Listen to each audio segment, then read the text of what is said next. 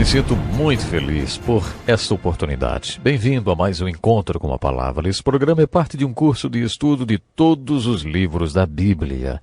Dentro desse curso já vimos todos os livros do Velho Testamento e agora estamos estudando o Evangelho de João, o quarto livro do Novo Testamento. Vamos a ele. O que é a vida? Vida é nascer de novo. João repete isso em vários capítulos. Vida é viver a transformação da água em vinho. Lembram do último programa? Bom, creio que vida seja também ter comunhão com Jesus Cristo e participar de um compromisso dele conosco e nós com ele. Quando você sabe que Jesus comprometeu-se com tudo o que ele é e tem com você, aí você passa a ter qualidade de vida. No final do último programa, perguntei se você sabia o que é fé. Você já confiou a Jesus Cristo a transformação da sua vida de água, isto é, absolutamente comum, em algo extraordinário? Você já foi reavivado através da confiança em Jesus Cristo e da obediência a Ele? Agora quero fazer outra pergunta. Você já recebeu o tipo de vida que João chama de eterna? Se você não tem a vida plena e abundante que Jesus disse em João capítulo 10, versículo 10, que tem para nós, bom, aí eu preciso saber se você já refletiu sobre todos os sinais e evidências miraculosas que João compartilhou em seu evangelho. Você já considerou todos aqueles sinais? Você acredita que Jesus é o Cristo, o Messias? João afirmou que seu propósito em escrever este livro era mostrar as evidências e que Jesus é o Cristo. E crer nessa verdade é um pré-requisito para que você receba a vida eterna. No capítulo 1, João afirmou que quando as pessoas criam em Jesus, nasciam de novo. No capítulo 2, aprendemos através do milagre da transformação da água em vinho que nascemos de novo. Hoje vamos estudar o capítulo 3, talvez o mais conhecido do Evangelho de João, que relata o diálogo de Jesus com o rabino Nicodemos. Nos capítulos 3, 4 e 5, João trouxe ilustrações de indivíduos que nasceram de novo. O primeiro deles foi Nicodemos, rabino muito respeitado em Jerusalém. Esse homem procurou Jesus numa noite chamando-o de mestre. Olha que interessante. Humanamente falando, Jesus era apenas um carpinteiro da cidade de Nazaré. E o rabino mais destacado de Israel chegou logo chamando Jesus de mestre e dizendo: Mestre, sabemos que ensinas da parte de Deus, pois ninguém pode realizar os sinais miraculosos que estás fazendo se Deus não estiver com ele. Algumas pessoas destacam o fato de que Nicodemos procurou Jesus à noite. Talvez ele trabalhasse o dia todo ou não quisesse que ninguém soubesse desse encontro. Não sabemos por que ele foi à noite, mas sabemos por que ele foi. Ele estava impressionado com o que viu Jesus fazendo e, como resultado, quis ouvir o que Jesus tinha a dizer. Engano nosso achar que hoje as coisas são diferentes. Lembre-se de que para Jesus é mais importante o que a pessoa faz do que o título que ela tem. Nicodemos não procurou Jesus por causa dos comentários dos religiosos. Ele procurou Jesus por causa do que viu Jesus fazendo e queria saber qual era o seu discurso religioso. Foi assim que começou a conversa deles. Por causa da maneira como Nicodemos iniciou a conversa, Jesus manteve a porta aberta para aquele diálogo religioso. Digo-lhe a verdade. Ninguém pode ver o reino de Deus se não nascer de novo. Ninguém pode entrar no reino de Deus se não nascer da água e do Espírito. Não se surpreenda pelo fato de eu ter dito: é necessário que vocês nasçam de novo. Essas palavras estão no capítulo 3, a passagem mais importante sobre o novo nascimento. Nascer de novo. O que isso significa? Para Jesus, qual é o propósito desse novo nascimento? Jesus não disse que o novo nascimento é o objetivo final. O novo nascimento é o meio para se chegar a um fim. Jesus disse: você tem que nascer de novo. E eu vou dizer por quê. O que é nascido da carne é carne. O seu nascimento físico fez de você uma criatura física. Poderíamos concluir que Jesus disse que ele não passava de um animal mais sofisticado, por exemplo. Mas esse nascimento não faz de ninguém um ser espiritualmente vivo. Se você quer ser espiritualmente vivo, tem que passar pelo nascimento espiritual.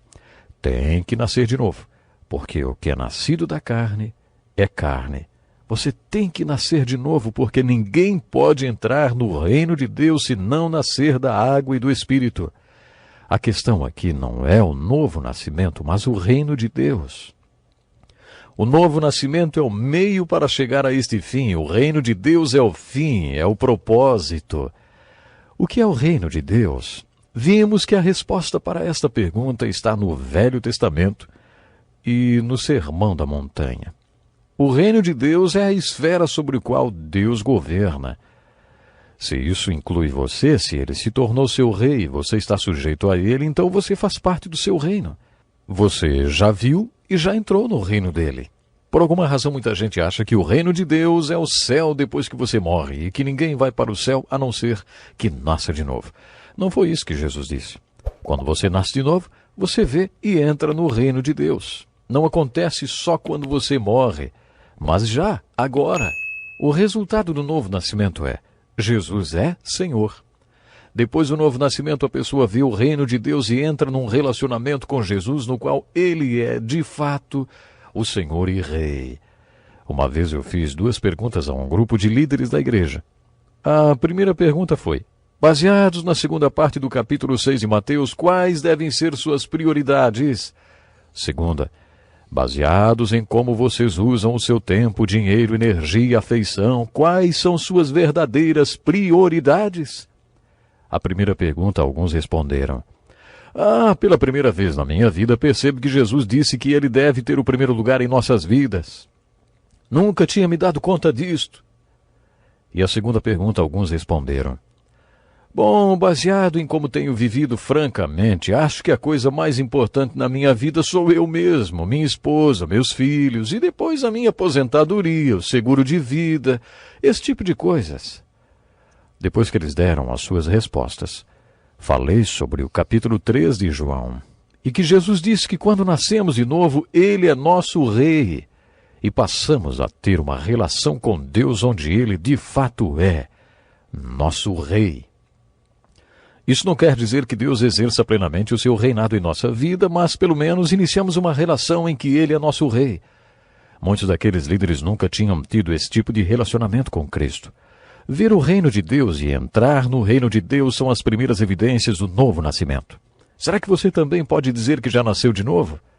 A pessoa que nasceu de novo assume que Deus é seu rei e que está sujeita a ele. Foi isso que Jesus disse a Nicodemos. Nicodemos perguntou 2 vezes como que um homem poderia nascer de novo. Como alguém pode nascer sendo velho? É claro que não pode entrar pela segunda vez no ventre de sua mãe e renascer. Nicodemos levou tudo muito ao pé da letra, e acho que Jesus ficou até um pouco irritado com ele. Basicamente, Jesus disse o seguinte: você é mestre em Israel e não entende essas coisas? Eu lhes falei de coisas terrenas e vocês não creram. Como crerão se lhes falar das coisas celestiais? Ninguém jamais subiu ao céu, a não ser aquele que veio do céu, o Filho do Homem. Foi isso que Jesus falou. Eu tenho certeza que nessa hora Jesus estava olhando bem dentro dos olhos de Nicodemos. Nicodemos tinha perguntado: como? E Jesus respondeu: creia. Parafraseando, a resposta de Jesus foi esta: Nicodemos, você se lembra do livro de Números? Quando aqueles reclamões foram picados por cobras? Deus detesta reclamões e por isso mandou serpentes para picá-los. Está lembrado disso? Mas aí Deus mandou uma mensagem de misericórdia. Vou levantar uma serpente de bronze, numa haste, bem no centro do acampamento, e qualquer que tiver sido picado e olhar para a serpente será curado. Muitos disseram: isso desafia todas as leis da medicina. Como que olhar para um pedaço de bronze pode curar alguém de picada de cobra?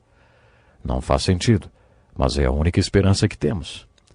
Todo mundo então foi até o centro do acampamento para olhar para a serpente e ser curado da picada de cobra.